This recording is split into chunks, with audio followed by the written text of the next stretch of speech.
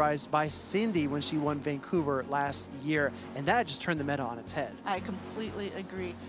Now, having said this, we keep talking about fire, and we're talking about flame charge being a good move earlier. Maybe it is time for Talonflame to come back. There's going to be a lot more Alolan Ninetales that are going to be on the field. We saw Shadow Alolan Ninetales all around, but again, with that comes the Shadow Swampert, and it is a little bit riskier to bring the Talonflame. It can definitely be polarizing, right? You can either find yourself in a great position where the Incinerates are dealing so much damage, or you can be in a very abysmal situation against a Swampert that is just firing off those Hydra Cannons one after the other after the other. Or even like we've been seeing a lot in this tournament so far, the Water Gun Lanterns. Oh my goodness, yeah. You just watch your HP just drip down with each of those Water Gun blasts. That being said, I do think we have our bracket ready. I think we have our trainers getting set on the stage as well. Still no Shadow Alolan Muck. I mean, that's okay, right? Is this your pick? This is what you would like to see? I don't want to commit, right? I don't want to commit to it quite yet, but I do think that the absence of poison in the meta has been very telling. Like you pointed out, the Alolan Ninetales being so powerful. Nidoqueen has really fallen out of favor. We have not seen Nidoqueen since, I believe, LAIC of this season. I believe so. In a top 8, and it's really tough to bring that Pokemon. I'd love to see some poison pressure to be able to resist counters from Medicham due to a poison typing, deal super effective damage to fairy-type opponents. I think it could be useful and it could be powerful. I mean, we did see that Tentacruel earlier with some of the poison damage. One other one that is very interesting because of the rise of the Alolan Shadow Ninetales, I think also would be Jellicent. Oh, Jellicent. Because there's a big core between the Alolan Ninetales and the Swampert. That is something that can really break that core very well. Jellicent did recently receive Surf as well, That's right? right. So much more consistent. It's not so much of a, what I would call a Mantine feel, where you have a bait Bubble Beam and you have your hard-hitting Shadow Ball or Ice Beam for Jellicent, Mantine respectively. But you know, it can still have a lot of flexible play with Surf. And again, our Europeans love the Registeel as well, so it makes me a little bit nervous to run a Mantine or a Jellicent because of those Zap Cannons that do so much damage. We saw a couple of those happen earlier on screen as well. But even still, I do think that it's not an entirely bad Pokemon to bring to this tournament. No, I agree. I think it takes a trainer with a high degree of skill. For example, Emmy Weedle able to win his regional earlier on this season with a Mantine. It's so tough because you have to know when positionally to throw the Bubble Beam or the Ice Beam. It's very challenging. We saw that earlier unfold as well against a Shadow Dragonair from Tauntaun. Yes, we did, and that was another thing because if you are familiar with the matchup, but maybe not as many people are, right? Because the Mantine, you don't see it very often anymore. I know that Tauntaun counted really well and knew that they weren't at the move, that they were only throwing a Bubble Beam bait, and so that also helped him win that matchup. Yeah, as we look here at our stage, again, it's so incredible to be here in London. So unique of an opportunity, and the gravitas is not lost on me. Same. Every time, it almost takes your breath away, right? We comment on it every time we swoop in. We're like, wow, this is a really impressive stage. And if you look, you can see all the other games being played and just the magnitude of this hall. Again, thousands of players, spectators, people coming to enjoy Pokemon. On the left side of your screen, we do have Matt Beer. On the right side, we have WTM. I guess we can dive into these teams as well since our competitors have their headphones on. What do I see but a Frostlass there on Matt Beer's side on the left? How happy are you about this? I think this is one of the first ones that we've seen so far in the tournament, although I don't think that it's that unusual of a pick, to be honest, because a lot of people seem to be running Frostlass nowadays. I think Frostlass is an incredible closer, especially up energy. Its combination of Shadow Ball and Avalanche just really makes an impact across the meta. Lantern, Medicham, Knocked Out, Shadow Swampert, and Purified Sableye complete Matt Beer's team. And this is actually WTMGo is on the left-hand side here, and he is having the team of Swampert. And again, like we were talking about, the Shadow Kanto Ninetales, I'm very excited about it. Skarmory, Dubwool, Altaria, and Lickitung. Talk to me about Skarmory, Amanda, because we saw actually last year at EUIC, Skarmory was a big player. We saw Mandibuzz as well. Those two Pokemon seem to have fallen out of the meta almost completely. What role do you think Skarmory can have in this matchup? I'm very impressed that WTM has been able to make it this far in the tournament with the Skarmory because it is a very bold play to bring a Pokemon that is so weak to Lantern. Yeah, exactly right. Lantern has a field day with that steel and flying type Pokemon, but I do think it has interesting coverage against Medicham or against the Trevenants of the world, or even against Noctowl, right? Because you're resisting those wing attacks and sky attacks. I think if you're Matt Beer, you're also a little bit reluctant to ever bring that Frostlass because there is an actual fire type user on the other team. Yeah, exactly. And that Shadow Kanto Ninetales is going to be very impactful as we do see this series unfold. One of our trainers is locked in and ready to battle. The other one taking just a few extra seconds, and the lock-in will follow. Amanda, we're going to have some leads on the field. Let's see what we get. I'm very excited. Let's get ready to Pokemon Go. All right, let's check out what we have. It looks like we have our Medicham lead into Altaria. Very, very shield dependent, I would say, in this matchup as it unfolds. Yes, in case you guys cannot be able to see the screen yet, we'll just kind of do a play-by-play like Zionic was doing earlier. We have an Altaria lead into a Medicham. The Medicham is at an Ice Punch here, and it's getting ready to throw the first move, which looks like is going to be unshielded by the Altaria. Yeah, Altaria can absorb that first Ice Punch, but it does not want to absorb the second. As we have our battles on screen here, Altaria looking for the Sky Attack, going to be super effective damage. Yeah, and it looks like the Altaria, or Matt Bear, was trying to go ahead and switch and try to catch a Sky Attack on the Lantern. Didn't quite make it in time, so choosing to stay in, getting up a little bit more energy and throwing this Ice Punch. And if you look again, Dynamic Punch on the Medicham. Interesting, interesting indeed. We're going to see an Ice Punch from the Medicham. Does get Protect shielded by the Altaria from Matt Beer. Looking for that second Sky Attack. Wants to take a shield back. I don't know if WTM gives it, though. Yeah, just again for a clarification, Matt Bear is the one on the right-hand side. Okay. I think the screen names are a little wrong, but the Pokemon, obviously, the screens seem to be correct in the other sense. In comes that Lantern. It is Water Gun Lantern, just pew-pewing away at the Altaria, and it might go for a full farm down, but not before a WTMGo reaches that Moonblast. This is a huge Moonblast from the Altaria. Going to deal some meaningful damage to the Lantern. No attack fall, though. That's pretty tough. And Matt Bear comes out with a very loaded Lantern, and now almost at 2 surfs with a Water Gun Lantern. That takes a lot of time to get to. Exactly. First surf will connect neutral damage onto the Swampert. It looks like Swampert's going to build up to a Hydro Cannon. This Lantern's so low, Hydro Cannon would be enough, but Lantern, so much stored energy, gets to another surf. Let's see if he chooses to do, going ahead and let that go through. He is again at the Hydro Cannon, able to charge up a little bit extra, no swapping into the Noctowl, and immediately met by WTM's double. Again, this is a payback double, which doesn't lower the attack, which is a more, I suppose, neutral play for the most champions. I think it's more consistent, right? I think that's definitely the play here with Double. We've already seen this normal type Pokemon once on stream. Incredibly bulky, double kick dealing neutral damage to the Noctowl, and now the body slams are going to start flying here. So much energy generation with that fast attack. First body slam does connect. Yes, and already at another one, but going ahead and letting this next Sky Attack go through, but WTM is going to use a Protect Shield because, again, already at a body slam, almost at another one, wants to preserve as much health on this double as possible so he can get off as many body slams before the Noctowl can get to another move. Yeah, body slam will connect onto Matt Beer's Noctowl. This will not KO the Pokemon, but another body slam will bring it dangerously close. Double actually getting there after just one more double kick.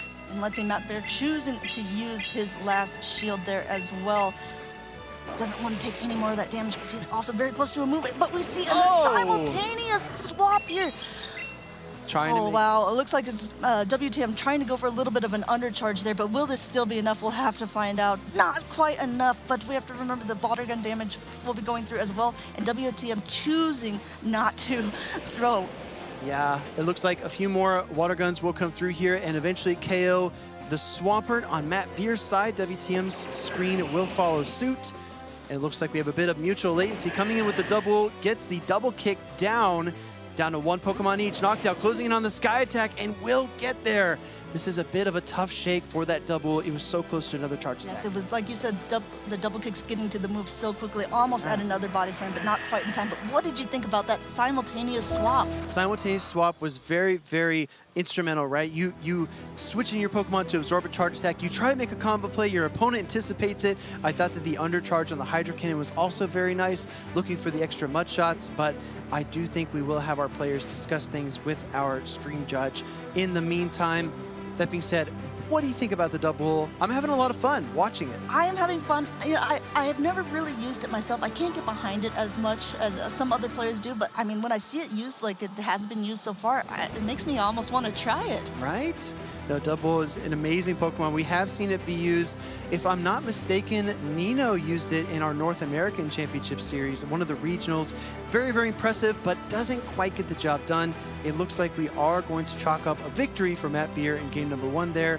But again, double I thought had a tremendous amount of play. I'd love to see it return here. I also would love to see the Shadow Kanto Ninetales make an appearance. I would like that as well. And also one thing that we have to talk about is the fact that he did not reveal the secondary moveset on that double either. And Payback is going to really, I mean, it could end up paying back Matt Bear there because the Sableye does not want to take a payback. Yeah, Sableye, even the damage it could deal to a Medicham, right? Or a Frostlass. Frostlass for sure. For sure, that super effective dark type damage would be devastating.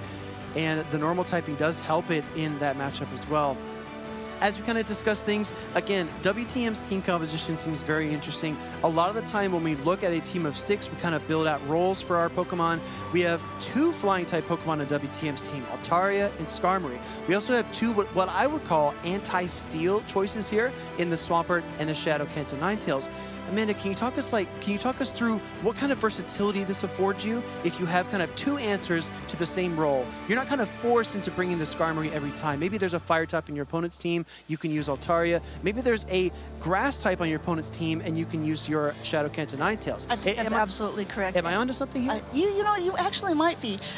One of the things I really like about that as well is that it allows your opponent to not know what you're doing. If you have doubles of a lot of things, there's a lot of different strategies that you can employ, right? So if you want to go, yeah, like a double steal or a counter to double steal, people might not know exactly which one you want to play in this specific matchup.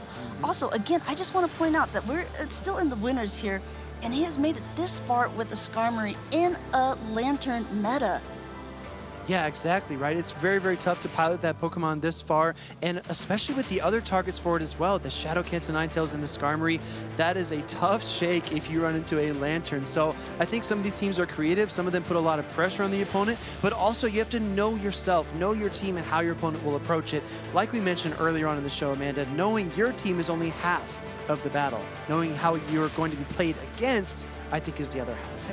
I also don't know if WTM knows the other moveset on the Medicham either, but the Lickitung loses a lot of its play now because of that dynamic punch on the Medicham. So should he try to use it as a safe swap, I think it could be a good indicator if Matt Beer already chooses to go all the way up to a charge move with the Medicham.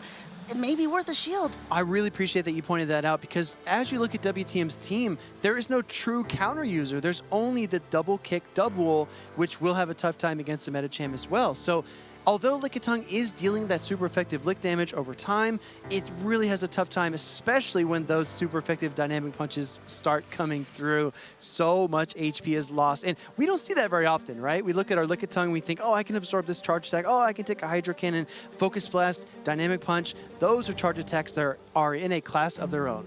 But having said that, I really do like the Lickitung overall because the Sableye matchup with it, I mean, obviously, Sableye doesn't really want to appreciate being licked. Exactly right. It will deal some damage over time, but Lickitung incredibly resilient as well. And like we talked about in the pre-show yesterday, I would love to see more Lickitung representation. We haven't gotten a lot of it on stream. I still think it's a very valuable, flexible, and overall impactful Pokemon. Yeah, it's been making its comeback for sure. Like Jonkus used it in Utrecht, and he came in 3rd place overall as well. And that was one of the highest people that we had seen play it for a Day 2 competitor there. But again, we're seeing it on stage. We're seeing it slowly getting more momentum again. I think when Noctowl became such a hard counter to it that people stopped wanting to play it so often, at least in maybe a safe swap position where it has, because it has a lot of neutral matches, so people would use it if they have a bad lead. Well, especially post-Toronto, right? Because then you saw the Umbreon and Noctowl core really emerge, and you say, okay, I'm either going to deal resisted lick damage to Umbreon or double resisted lick damage to the Noctowl, and there's not a whole lot of way to make any headway. But I do think it has incredible coverage. Power Whip, Body Slam, it's going to be a really, really nice pick here. And Yeah, it's one of the more fun Pokemon to play. One thing I wanted to ask you about, Amanda, is when we have really bulky Pokemon like Dubwool, like Lickitung, it actually affords you another benefit, which is the fact that it can take so many of these charge attacks. It gives you time to think. It gives you an ability to slow down the game, when otherwise, if you're running 6 Shadows, for example, like Mother of Shadows, there's not a whole lot of time to stop or take a breath. That's absolutely true. And obviously, when people are putting together teams, they're doing it for a reason, right? So even though if you would maybe look at the team of WTM, you're like, oh, that's maybe a little bit weak to MetaCham, he already probably has a plan in place for how he wants to deal with that. And obviously, since he's made it this far, the plan is working. The plan is working perfectly. We're going to see how this series will develop as we move through our coverage of the European International Championships 2023. Again, Zacian just kind of over the entire stage, its might in all of its glory and presence.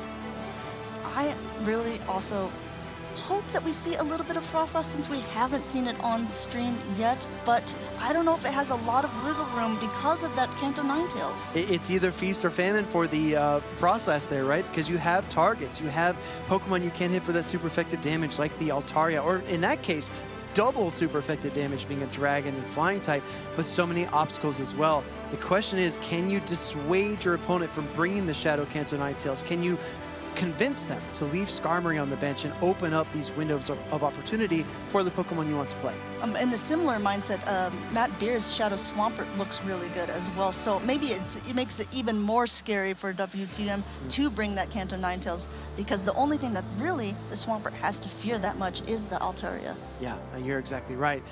Lovely crowd here watching our tournament unfold. Both of our trainers have locked in after a brief discussion with the stream judge.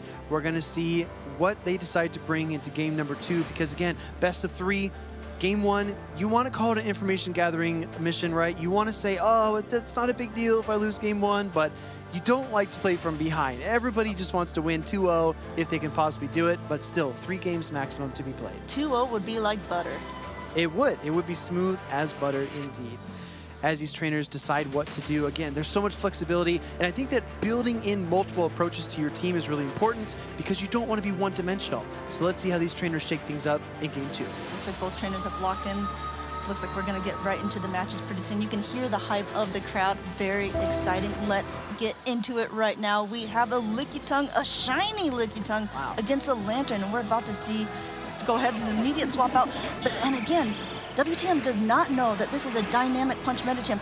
Swapping in one of the harder counters to it with the Skarmory here and being automatically met with this dynamic punch. Let's see if we get a Protect Shield from WTM. This is a hard-hitting dynamic punch. No Protect Shield, and boom, there it is. Skarmory loses a lot of HP after just one charge attack. Also, this matchup brings up so many memories, Amanda. Back to the early seasons of Go Battle League. We've seen this quite a few times. I cannot agree with you more. And there's first Sky Attack going through here.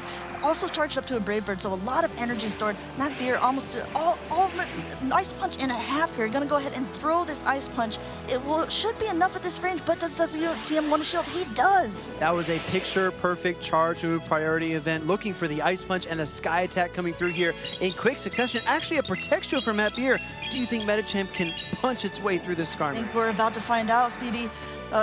Counter. I think he's gonna make it for sure, and it's gonna come out with a ton of energy here. And if you look at the back line, neither one of these things really want to take a dynamic punch, but WTM still has one Protect Shield left to his name. Metacham unleashed one dynamic punch, looking for the second one here, and it will land onto the Lickitung.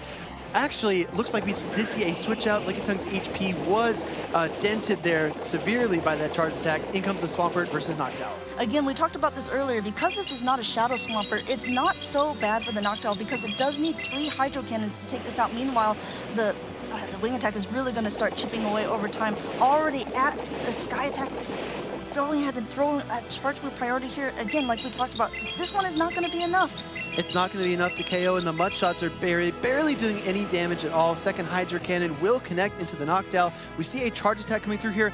MattBeer opting for the Sky Attack. Shadow Ball would do slightly more damage, but it still earns a Protect Shield from WTM regardless. Yes, I'm going ahead. He's already at another one here. He's going to go ahead and maybe throw. No, he's throwing on charge move priority again and losing it. this is indeed 3 is enough to take out the Noctowl. That was an incredible moment there. I think both of these trainers maybe lost in the sauce a bit, didn't know when those charge attacks were coming, but somehow matched up, found that alignment, and WTM Swampert able to win that exchange. Coming in with the Lantern, it's Water Gun. There's actually a chance here, Amanda. What if an Earthquake comes through? An Earthquake looks like it might be able to reach it in time beforehand. Again, because it doesn't have that 20% extra shadow damage, it might not be as bad. The Lantern still will be able to survive with a little bit, but you have to remember, oh, no chance. No chance. Here comes the Lickitung, licks down that meta champ. It was only a sliver of chance, and it went out the window when the Lantern went down. It flew right out of the window, right? That was a quick end to an otherwise slow and steady game. WTM taking game number 2 there decisively, just closing the door on MattBeer, you know, just slamming his foot in the door. I think MattBeer got a little bit too greedy when he was trying to go ahead and store up a lot of extra moves here. He thought the Swampert was 1 away from the Hydro Cannon, but turns out that he ended up throwing it at the exact same time. When this happens, the one with the higher attack will be the one who gets to go first. Exactly, and that Hydro Cannon connecting for not the first or the second, but the 3rd time into that knockdown, like you said, Amanda, was finally enough to get the job done. So we say 3rd time's a charm, and indeed it was enough for WTM to secure game number 2. Heading into game number 3, we've seen the Skarmory, we've seen some double play, still no appearance from the Shadow Kanto Ninetales. What do you think? You think we'll see it in game 3? I mean, we brought this up a little bit before, but game 3, sometimes people go a little bit unpredictable because you're used to seeing maybe the same Pokemon in the first 2 rounds, and then you're like, you know what? This is I just have to take a risk, and this high risk, high reward scenario might pay off for me, but it really might be super disadvantageous as well. It's very stressful for the trainers, right? It's very, very challenging to say, you know what? I'm just going to commit to this route. I'm going to change things up, and if it doesn't work, it's over. But it is really fun to watch when it does work out and we see brand new Pokemon take the field. Our 2 trainers going to take just a few more seconds to lock in, but again, I just haven't seen that many targets for the Shadow Kanto Ninetales. If we're being realistic, I don't see much play for that. I don't see much play for the Frostlass either. It feels like WTM has been in a solid position to counter both, not over-relying on one Pokemon or the other. Yeah, you're absolutely right here. Also, one thing, it looks like the players are going to be locking in, so we might get right into the battles. But before I say that, I just want to say that it was MattBeer's birthday this week, and so what a better present than to win the EUIC. We'll see if he made it that his wish. Heading into game number 3, this is decisive between WTM and MattBeer. And what did we talk about the Kanto Ninetales? It is there, and it did seem to find its target. Immediate swap up by MattBeer into that Water Gun Lantern, and then met by the Lickitung. This go ahead licking away almost up to a Power Whip here. At the same time the Thunderbolt goes through. Thunderbolt reaching first, and let's see what WTM choosing to do. Just letting it go at this point. This is not a clean or easy matchup for the Lickitung to win. After that lead situation, you would say WTM wants to control the switch advantage, but he's got to land the Power Whip and some lick damage after that. MattBeer says, no way, I'm shielding that charge attack up. He saw that the Kanto Ninetales, and we have to remember, most of those are running overheat, so not sure, I mean, you're almost sure, but let's find out for sure. Another Surf going through on the Lickitung. This won't be enough either, but the Water Gun pressure is going to be pushing this Lickitung back down. Yeah, that's a lot of HP lost on Lickitung, trying to reach another Power Whip. Wait until the very last second. WTM goes up for it right when his Lickitung is ready to faint. No Protect Shield. I actually think the Lantern can hang on here. Let's find out for sure. The Power Whip connects, and you're absolutely right. Still hanging on with the sliver of health and almost up to another Surf. Again, this Lantern has been putting in a lot of work, but now we see an Altaria. Here's the Surf, no protection from WTM. I really like this call. Where things are going to become challenging is that there's a Swampert in the back and a Fire Shadow Kanto Ninetales about to come back out. Here it is. Here comes the knockdown. Now the Swampert. Shield advantage in WTM's court, but this is a very tough typing matchup. And like we talked about, we do see the overheat, which would do a lot of damage, but it would indeed also put down the attack power of WTM's Ninetales, shielding up this first Hydro Cannon, because let's face it, I don't think that Kanto Ninetales is going to be able to take it. Here comes a charge attack from the Shadow Kanto Ninetales. This might hit hard onto that Swampert regardless, because it's the overheat. It is the overheat, and look how much damage that does. Even though the attack has harshly fell for the Ninetales has done its job because it's now against the Noctowl. Both trainers only have 1 Protect Shield left, but there's still half health Kanto Ninetales and a full health Altaria in the back. WTM using the element of surprise to shock MattBeer there. We're going to see the first Weather Ball connect, looking for a second Weather Ball. Fire spin, Shadow Kanto Ninetales trying to spin up a victory for WTM in game 3. and doesn't bother to shield. Says, you know what, Ninetales, you have done your job here. You can go back. And Altaria coming in, but Noctowl is already a little bit lower, and the Dragon Breath again, so oppressive. Just melting away at that HP for Noctowl. Noctowl going for the Sky Attack, needs to land at least 2 charge attacks to win this matchup here, and Altaria trying to assert its dominance of the skies here in London. Yes, also charging up a little bit of extra energy here, throwing the first one right as MattBeer gets to another move, and has to use the last Protect Shield here, and it's going to be a race. It's going to come right down to the wire. Still 1 protection for WTM remaining. Noctowl's got a lot of energy. It needs to pull a Protect Shield here, land another charge attack, and Altaria needs to Dragon Breath the rest of the way through. That final shield goes out. And let's see, it looks like the Dragon Breath, we're only 2 away, just beating a little bit closer to the race here. The Sky Attack from WTM goes through on MattBeer's Noctowl. Altaria able to land the Sky Attack onto the Noctowl. Very, very close matchup in the end. Winning game 3, WTM will advance. MattBeer unfortunately could not muster that final charge attack in time.